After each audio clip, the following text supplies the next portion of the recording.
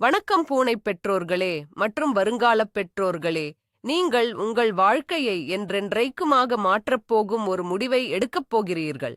ஆம், நீங்கள் ஒரு பூனைக்குட்டியை தத்தெடுக்கப் போகிறீர்கள். உங்கள் இதயம் இளகி அந்த சின்னஞ்சிறிய மியாவ் சத்தம் போடும் உயிரினத்தை வீட்டிற்கு கொண்டு வர நீங்கள் தயாராகிவிட்டீர்கள். ஆனால் ஒரு நிமிடம், அந்த மென்மையான பாதங்களுக்குப் பின்னால் ஒரு குட்டி சூறாவளியே மறைந்திருக்கிறது என்பது உங்களுக்குத் தெரியுமா? உங்கள் விலை உயர்ந்த திரைச்சீலைகள் அதன் புதிய மலையேறும் இடமாகவும், உங்கள் காலை 3 மணி அலாரம் அதன் மியாவ் ஆகவும் மாறப்போகிறது. நீங்கள் இந்த சாகசத்திற்கு தயாரா? கவலை வேண்டாம். பூனைக்குட்டி தத்தெடுக்கும் முன் நீங்கள் கண்டிப்பாக தெரிந்து கொள்ள வேண்டிய 10 முக்கிய விஷயங்களைப் பற்றி இந்த வீடியோவில் பார்க்கப் போகிறோம். இந்த தவறுகளை தவிர்த்தால் நீங்களும் உங்கள் குட்டிப்பாசும் மகிழ்ச்சியாக வாழலாம். முதலில், உங்கள் வீட்டில் இருக்கும் அல்லது வரப்போகும் அந்த குட்டி அரக்கனின் பெயரை கமெண்டில் சொல்லுங்கள். சரி, விஷயத்திற்கு வருவதற்கு முன் பூனைகளைப் பற்றி ஒரு சிறிய அறிமுகம். பூனைகள் வெறும் செல்லப் பிராணிகள் அல்ல. அவை ஆயிரக்கணக்கான ஆண்டுகளாக மனிதர்களுடன் வாழும், வேட்டையாடும் குணம் கொண்ட மர்மமான உயிரினங்கள். அவை நம்மை தங்கள் அடிமைகளாகவும், தங்களை இந்த வீட்டின் ராஜா அல்லது ராணியாகவும் பார்க்கின்றன. நீங்கள் கொடுக்கும் உணவிற்காகவும், நீங்கள் சொரிந்து கொடுப்பதற்காகவும் மட்டுமே அவை உங்களுடன் இருக்க சம்மதித்துள்ளன. அவை தூங்கும்போதும் ஒரு கண்ணைத் திறந்து உங்களை கண்காணிக்கும். அவை தங்களுக்கு பிடிக்காத உணவைக் கொடுத்தால் உங்கள் முகத்தை பார்த்து முறைக்கும். இந்த சின்னஞ்சிறிய வேட்டைக்காரர்களின் மனநிலையை புரிந்து கொண்டால் மட்டுமே நீங்கள் ஒரு வெற்றிகரமான பூனை அடிமையாக, மன்னிக்கவும், பூனை பெற்றோராக இருக்க முடியும். இப்பொழுது ஒரு பூனை குட்டியை தத்தெடுக்கும் முன் நீங்கள் செய்யக்கூடாத தவறுகளைப் பற்றி விரிவாகப் பார்ப்போம். முதல் விஷயம், நிதி நிலைமை. அந்த குட்டிப் பூனை உங்கள் இதயத்தை மட்டும் திருடாது, உங்கள் பணப்பையையும் தான். ஒரு பூனைக்குட்டிக்கு எவ்வளவு செலவாகும் என்று நீங்கள் நினைக்கலாம். அதன் தத்தெடுப்பு கட்டணம் ஒரு ஆரம்பம் மட்டுமே. அது ஒரு பனிமலையின் நுனியைப் போன்றது. உண்மையான செலவுகள் அதன் பிறகுதான் ஆரம்பிக்கும். முதல் தடுப்பூசிகள், மருத்துவ பரிசோதனைகள் மற்றும் பூச்சி நீக்க மருந்துகள் உங்கள் கிரெடிட் கார்டுக்கு முதல் ஹலோ சொல்லும். பிறகு அதற்கு நல்ல தரமான உணவு வாங்க வேண்டும். சில பூனைகள் மிகவும் தேர்ந்தெடுக்கும். நீங்கள் ஆசையாக வாங்கிய விலை உயர்ந்த உணவை அது முகர்ந்து பார்த்துவிட்டு, என்ன இது, எனக்கு பிடிக்கவில்லை என்பது போல ஒரு பார்வை பார்க்கும். அப்போது உங்கள் இதயம் நொறுங்கிப் போகும். இது வெறும் ஆரம்பம்தான். ஒரு பூனை என்பது 15 முதல் 20 வருடங்களுக்கு உங்களுடன் இருக்கப் போகும் ஒரு உறவு. எனவே ஒரு அழகான பூனைக்குட்டியை பார்த்தவுடன் உணர்ச்சிவசப்பட்டு முடிவு செய்யாதீர்கள். உங்கள் மாதாந்திர பட்ஜெட்டில் பூனை மேன்மை தங்கிய அவர்களுக்கான நிதி என்று ஒரு பகுதியை ஒதுக்க நீங்கள் தயாரா என்று உங்களையே கேட்டுக்கொள்ளுங்கள். நிதி நிலைமையின் தொடர்ச்சி ஒரு முறை ஆகும். செலவுகள் ஒரு புறம் இருக்க, தொடர்ந்து வரும் செலவுகளும் உள்ளன. பூனை மணல், கேட் லிட்டர், அதன் கழிவறை பெட்டி லிட்டர் பாக்ஸ், உணவு மற்றும் தண்ணீர் கிண்ணங்கள், நகம் வெட்டும் கருவி, சீப்பு மற்றும் பல. இந்த பட்டியல் நீண்டு கொண்டே போகும். இவை அனைத்தையும் விட முக்கியமானது விளையாட்டுப் பொருட்கள். நீங்கள் நூற்றுக்கணக்கான ரூபாய்கள் செலவு செய்து வாங்கிய அழகான விளையாட்டுப் பொருட்களை அது ஏறெடுத்தும் பார்க்காது. ஆனால் நீங்கள் ஆன்லைனில் ஆர்டர் செய்த பொருளுடன் வந்த அட்டைப்பெட்டிக்குள் குதித்து விளையாடும். இதுதான் பூனைகளின் தத்துவம். எதிர்பாராத மருத்துவச் செலவுகளுக்கு நீங்கள் தயாராக இருக்க வேண்டும். திடீரென்று பூனைக்குட்டிக்கு உடல்நிலை சரியில்லாமல் போகலாம். அப்போது கால்நடை மருத்துவரிடம் செல்ல வேண்டியிருக்கும். அந்தச் செலவுகள் சில நேரங்களில் அதிகமாக இருக்கலாம். எனவே ஒரு பூனை அவசர நிதி, கேட் எமர்ஜென்சி ஃபண்டு வைத்திருப்பது மிகவும் புத்திசாலித்தனம். ஒரு பூனைக்குட்டியை தத்தெடுப்பது என்பது ஒரு குழந்தையை வளர்ப்பது போன்ற ஒரு பெரிய பொறுப்பு.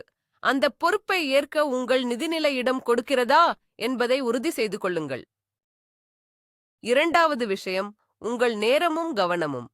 பூனைகள் சுதந்திரமானவை, அவற்றுக்கு அதிக கவனம் தேவையில்லை என்று ஒரு பொதுவான கருத்து உள்ளது. இது ஓரளவிற்கு மட்டுமே உண்மை. பூனைக்குட்டிகளுக்கு நாய்க்குட்டிகளைப் போலவே அதிக கவனமும் அரவணைப்பும் தேவை. நீங்கள் வேலைக்குச் செல்லும் ஒற்றை நபராக இருந்தால், ஒரு பூனைக்குட்டியை நாள் முழுவதும் தனியாக விட்டுச் செல்வது நல்லதல்ல. அது தனிமையால் வாடி மன அழுத்தத்திற்கு ஆளாகலாம். ஒரு தனிமையான பூனைக்குட்டி ஒரு அழிவு சக்தி கொண்ட பூனைக்குட்டியாக மாறும். உங்கள் வீட்டுப் பொருட்கள், சோஃபா மற்றும் கம்பளங்கள் அதன் கோபத்திற்கு ஆளாகலாம். பூனைக்குட்டிகளிடம் அபரிமிதமான சக்தி இருக்கும். அந்த சக்தியை சரியான வழியில் செலவிட நீங்கள் உதவ வேண்டும். தினமும் குறைந்தது 30 நிமிடங்களாவது அதனுடன் விளையாட வேண்டும். அதனுடன் பேசுங்கள், அதைத் தடவிக் கொடுங்கள். நீங்கள் அதனுடன் எவ்வளவு நேரம் செலவிடுகிறீர்களோ அவ்வளவு வலுவான பிணைப்பு உங்களுக்குள் உருவாகும். இல்லென்றால் அது உங்களுடன் எந்தவிதமான தொடர்பும் இல்லாத ஒரு விருந்தாளியைப் போல உங்கள் வீட்டிலேயே வளரும். நேரம் மற்றும் கவனத்தின் முக்கியத்துவம் இன்னும் முடியவில்லை. நீங்கள் ஒரு பூனைக்குட்டியை வீட்டிற்கு அழைத்து வரும் முதல் சில வாரங்கள் மிகவும் முக்கியமானவை. அந்த நேரத்தில் நீங்கள் அதனுடன் அதிக நேரத்தை செலவிட வேண்டும். அது புதிய இடத்திற்கு பழகவும் உங்களை நம்பவும் அது உதவும். நீங்கள் நீண்ட நேரம் பயணம் செய்பவராகவோ அல்லது வார இறுதி நாட்களில் வீட்டிலேயே இருக்காதவராகவோ இருந்தால் ஒரு பூனைக்குட்டியை வளர்ப்பது பற்றி மறுபரிசீலனை செய்வது நல்லது. பூனைகளை நீண்ட நேரம் தனியாக விட்டுச் செல்ல முடியாது. நீங்கள் விடுமுறைக்குச் செல்லும்போது அதை பார்த்துக் கொள்ள நம்பகமான ஒருவரை ஏற்பாடு செய்ய வேண்டும் அல்லது ஒரு நல்ல பெட் போர்டிங் வசதியை கண்டுபிடிக்க வேண்டும். இதுவும் ஒரு கூடுதல் செலவுதான். உங்கள் வாழ்க்கை முறை ஒரு பூனை குட்டியை வளர்ப்பதற்கு ஏற்றதாக உள்ளதா என்பதை யோசியுங்கள். ஒரு செல்லப்பிராணியை வளர்ப்பது என்பது உங்கள் வாழ்க்கை முறையில் சில மாற்றங்களையும் தியாகங்களையும் செய்யத் தயாராக இருப்பதை உள்ளடக்கியது. அந்த அழகான கண்களைப் பார்த்தவுடன் உங்கள் இதயம் உருகலாம், ஆனால் உங்கள் வாழ்க்கைச் சூழலும் அதற்கு ஏற்றதாக இருக்க வேண்டும். மூன்றாவது விஷயம், உங்கள் வீடு பூனைக்குட்டிக்கு பாதுகாப்பானதா? மனித குழந்தைகளுக்கு வீட்டை பாதுகாப்பாக மாற்றுவதைப் போலவே பூனைக்குட்டிகளுக்கும் வீட்டை பாதுகாப்பானதாக மாற்ற வேண்டும். இதை கிட்டன் ப்ரூஃபிங் என்று சொல்வார்கள். பூனைக்குட்டிகள் மிகவும் ஆர்வம் உள்ளவை. அவை எங்கு வேண்டுமானாலும் நுழையும், எதை வேண்டுமானாலும் கடிக்கும். மின்சார வயர்கள், நச்சுத்தன்மையுள்ள செடிகள், சுபரப்படுத்தும் திரவங்கள், சிறிய பிளாஸ்டிக் பொருட்கள் போன்றவை அவற்றுக்கு ஆபத்தை விளைவிக்கலாம். எனவே மின்சார வயர்களை மறைத்து வைக்கவும், பூனைக்குட்டிகளுக்கு ஆபத்தான செடிகளை வீட்டிலிருந்து அப்புறப்படுத்தவும். விஷத்தன்மையுள்ள செடிகளின் பட்டியலை நீங்கள் இணையத்தில் எளிதாகக் காணலாம். அனைத்து சுத்தப்படுத்தும் ரசாயனங்களையும் மருந்துகளையும் பூனைக்குட்டிக்கு எட்டாத பூட்டிய அலமாரியில் வைக்கவும். ஜன்னல்களுக்கும் பால்கனிகளுக்கும் வலையடிப்பது மிகவும் அவசியம். பூனைக்குட்டிகள் உயரமான இடங்களிலிருந்து விழுந்துவிடும் அபாயம் உள்ளது. உங்கள் வீட்டில் பூனைக்குட்டி சுதந்திரமாக சுற்றித் திரிய பாதுகாப்பான சூழலை உருவாக்குவது உங்கள் முதல் கடமை. வீட்டை பாதுகாப்பாக மாற்றுவது என்பது ஆபத்துக்களை அகற்றுவதோடு முடிந்து விடுவதில்லை. பூனைக்குட்டிக்கு வசதியான ஒரு சூழலை உருவாக்குவதும் முக்கியம்.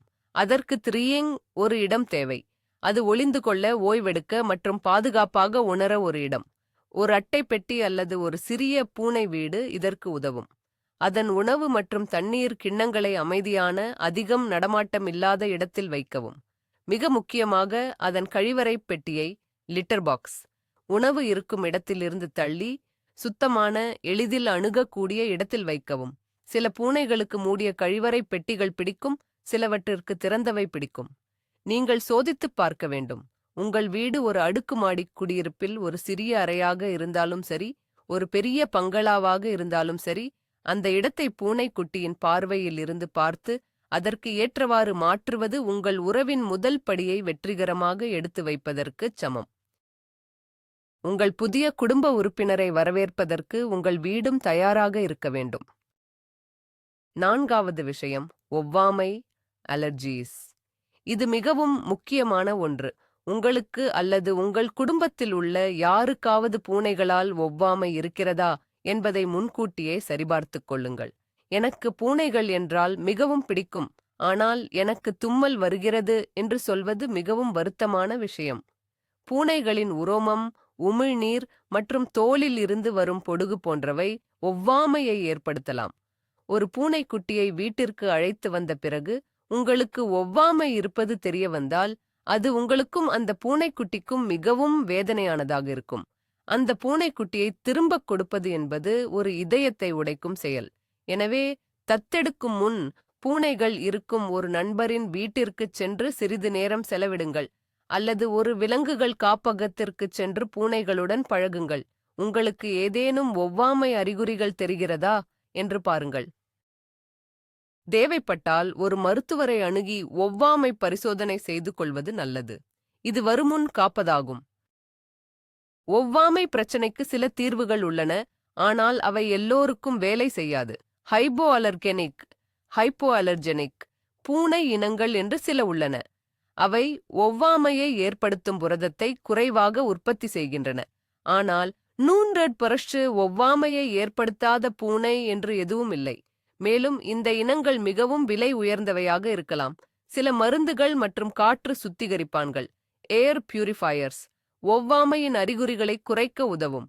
வீட்டை தவறாமல் சுத்தம் செய்வதும் பூனைக்கு அடிக்கடி சீவி விடுவதும் ஒவ்வாமையை கட்டுப்படுத்த உதவும். ஆனால் உங்களுக்கு கடுமையான ஒவ்வாமை இருந்தால் ஒரு பூனையை வளர்ப்பது நடைமுறைக்கு சாத்தியமில்லாமல் போகலாம். உங்கள் ஆரோக்கியம்தான் முதலில் முக்கியம். உங்கள் ஆசையை விட யதார்த்தத்தை புரிந்து கொண்டு முடிவெடுப்பது உங்களுக்கும் அந்த அப்பாவி உயிரினத்திற்கும் நல்லது. உங்கள் அன்பு அந்த உயிரினத்திற்கு ஒரு நிரந்தரமான வீட்டை கொடுக்க வேண்டுமே தவிர தற்காலிகமான தங்குமிடத்தை அல்ல. 5வது விஷயம், பூனை உரோமம். ஆம், எங்கும் உரோமம். உங்கள் கருப்பு நிற ஆடைகள் இனி ஒருபோதும் கருப்பாக இருக்காது. அவை எப்போதும் ஒரு மெல்லிய வெள்ளை அல்லது பழுப்பு நிற உரோமப் போர்வையால் மூடப்பட்டிருக்கும். உங்கள் சோஃபா, படுக்கை, தரை, உணவு, ஏன் உங்கள் தேநீரில் கூட சில சமயங்களில் பூனை உரோமத்தை காணலாம். இது பூனை வளர்ப்பின் ஒரு அங்கம். நீங்கள் இதை ஏற்றுக்கொண்டுதான் ஆக வேண்டும். ஒரு நல்ல தரமான வாக்யூம் கிளீனர் உங்கள் சிறந்த நண்பனாக மாறும். லிண்ட் ரோலர்ஸ் மொத்தமாக வாங்கி வைத்துக் கொள்ளுங்கள். உங்கள் காரில், அலுவலகத்தில், கைப்பையில் என எல்லா இடங்களிலும் ஒன்றை வைத்திருக்க வேண்டும். பூனைகளுக்கு வருடத்திற்கு 2 முறை உரோமம் அதிகமாக உதிரும். அந்த சமயங்களில் உங்கள் வீடு ஒரு உரோமப் பனிப்பொழிவைச் சந்திக்கும். இதற்கு நீங்கள் மனதளவில் தயாராக இருக்க வேண்டும். தினமும் பூனைக்குச் சீவி விடுவது உரோமம் உதிர்வதை குறைக்க உதவும். இது உங்கள் பூனையுடன் ஒரு பிணைப்பை ஏற்படுத்தவும் ஒரு நல்ல வழி. உரோமப் பிரச்சனை வெறும் அழகியல் சம்பந்தப்பட்டது மட்டுமல்ல. பூனைகள் தங்களைத் தாங்களே சுத்தம் செய்யும்போது உரோமத்தை விழுங்கிவிடும். இது சில சமயங்களில் அவற்றின் வயிற்றில் உரோமப் பந்துகளாக ஹேர்பால்ஸ் உருவாகி வாந்தியை ஏற்படுத்தும். இது பார்ப்பதற்கு அருவருப்பாக இருந்தாலும் இது ஒரு சாமானியமான நிகழ்வுதான். முறையான சீவுதல் மற்றும் சில சிறப்பு உணவுகள் அல்லது மருந்துகள் உரோமப் பந்துகள் உருவாவதை குறைக்க உதவும். நீங்கள் ஒரு மிகவும் சுத்தமாக இருக்க வேண்டும் என்று நினைக்கும் நபராக இருந்தால் அல்லது உரோமத்தை பார்த்தாலே உங்களுக்கு அருவருப்பாக இருந்தால் பூனை வளர்ப்பது உங்களுக்கு ஏற்றதாக இருக்காது. பூனை வளர்ப்பது என்பது கொஞ்சம் அழுக்கையும் ஒழுங்கின்மையையும் ஏற்றுக்கொள்வதாகும். அந்த மென்மையான உரோமத்தின் அரவணைப்பிற்காக இந்த சிறிய சிரமங்களை நீங்கள் பொறுத்துக்கொள்ளத் தயாராக இருக்க வேண்டும். உங்கள் வாழ்க்கையில் கொஞ்சம் அல்லது நிறைய உரோமம் பரவி கிடக்க நீங்கள் தயாரா? 6வது விஷயம், உங்கள் தூக்கம் இனி உங்களுடையது அல்ல. பூனைகள் விடியற்காலையிலும் அந்தி சாயும் நேரத்திலும் மிகவும் சுறுசுறுப்பாக இருக்கும் உயிரினங்கள். அதாவது நீங்கள் ஆழ்ந்த உறக்கத்தில் இருக்கும் அதிகாலை 3 அல்லது 4 மணிக்கு உங்கள் பூனைக்குட்டி அதன் இரவு நேர ஓட்டப்பந்தயத்தை நைட் டைம் ஜூமீஸ் ஆரம்பிக்கும்.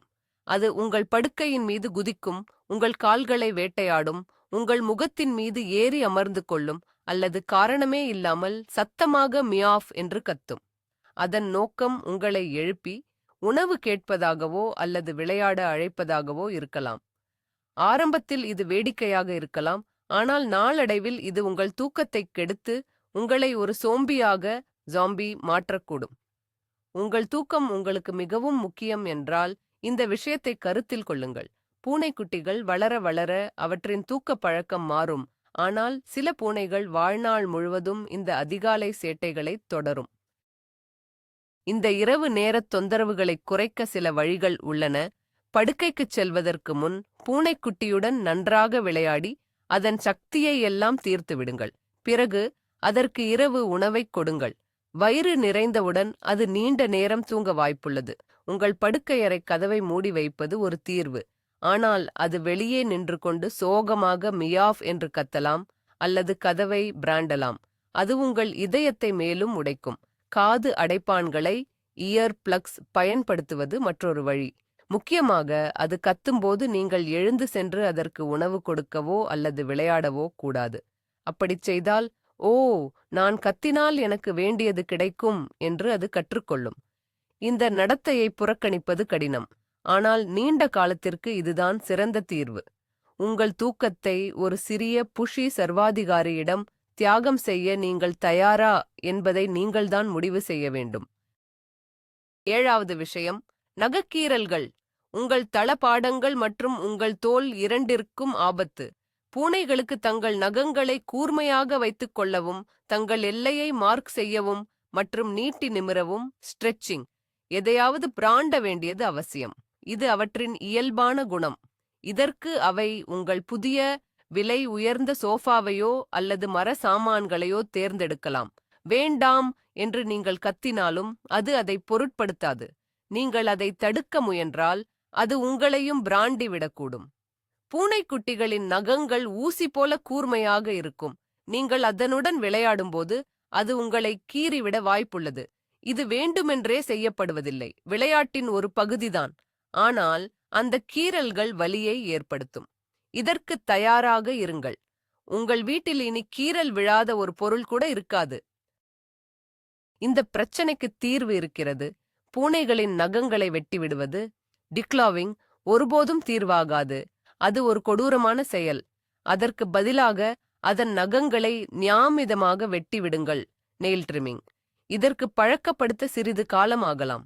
கால்நடை மருத்துவரிடம் எப்படிச் செய்வது என்று கற்றுக்கொள்ளலாம். பூனை பிராண்டுவதற்காகவே பிரத்யேகமான கீறல் பலகைகளை, ஸ்கிராச்சிங் போஸ்ட்ஸ் வாங்கி வீட்டின் பல இடங்களில் வைக்கவும். வெவ்வேறு வகையான மெட்டீரியல்களில் கயிறு, அட்டை, கம்பளம் இருக்கும் பலகைகளை முயற்சி செய்து உங்கள் பூனைக்கு எது பிடிக்கிறது என்று பாருங்கள். அது உங்கள் சோஃபாவை பிராண்டத் தொடங்கும்போது மெதுவாக அதை எடுத்து கீறல் பலகையின் மீது வைத்து அங்கு பிராண்ட ஊக்குவிக்கவும்.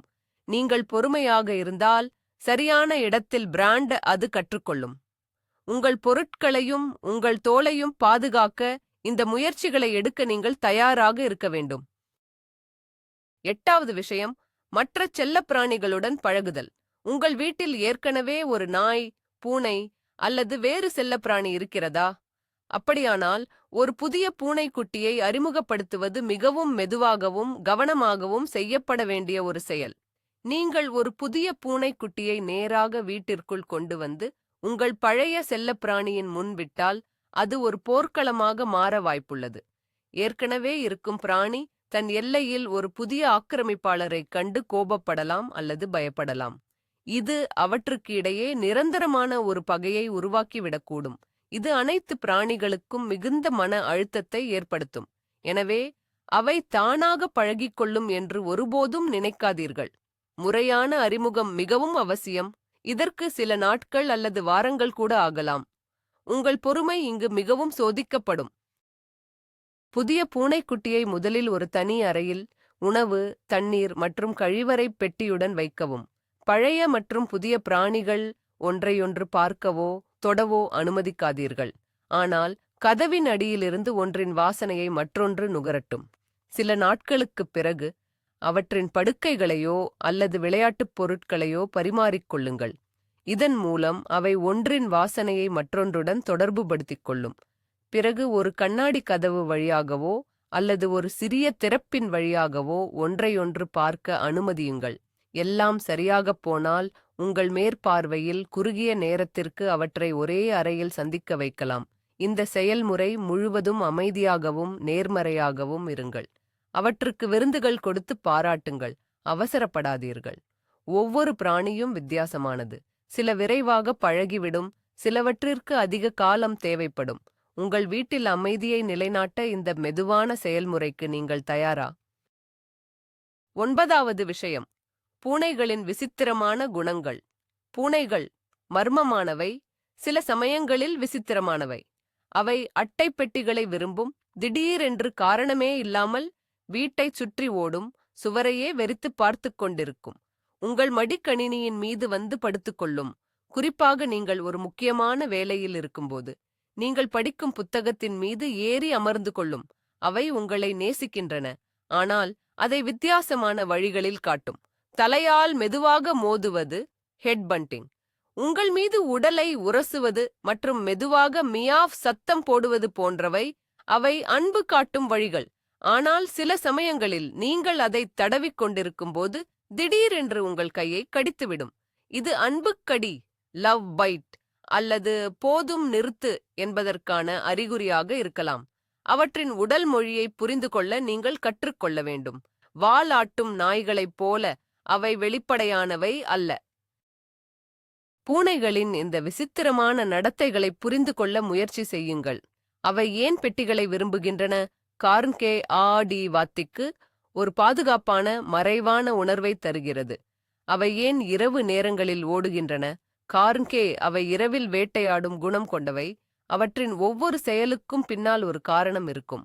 நீங்கள் ஒரு பூனையின் மனதை படிக்கத் தொடங்கும்போது உங்கள் உறவு இன்னும் வலுப்படும். அவை சில சமயங்களில் உங்களை புறக்கணிப்பதைப் போலத் தோன்றலாம், ஆனால் நீங்கள் சோகமாக இருக்கும்போது அவை உங்களிடம் வந்து ஆறுதல் படுத்தும். அவை சுதந்திரமானவை, ஆனால் விசுவாசமானவை. ஒரு பூனையின் அன்பை பெறுவது என்பது ஒரு பாக்கியம். அந்த அன்பை நீங்கள் சம்பாதிக்க வேண்டும். அதன் விசித்திரமான குணங்களை எல்லாம் ஏற்றுக்கொண்டு ரசிக்க கற்றுக்கொண்டால் உங்கள் வாழ்க்கை மிகவும் சுவாரஸ்யமாக மாறும். இந்த புஷி புதிர் புத்தகத்தை படிக்க நீங்கள் தயாரா? 10வது மற்றும் கடைசி விஷயம், இது ஒரு வாழ்நாள் பொறுப்பு. ஒரு பூனைக்குட்டியை தத்தெடுப்பது என்பது ஒரு அழகான பொம்மையை வாங்குவது போன்றதல்ல. அது ஒரு உயிரினம். அதற்கு உணர்வுகள் உண்டு. அது உங்களை நம்பி உங்கள் வீட்டிற்கு வருகிறது. பூனைகள் 15 முதல் 20 வருடங்கள் வரை வாழக்கூடியவை. அதாவது அடுத்த 2 தசாப்தங்களுக்கு அதன் நல்வாழ்வுக்கு நீங்கள்தான் பொறுப்பு. உங்கள் வாழ்க்கையில் பல மாற்றங்கள் வரலாம்.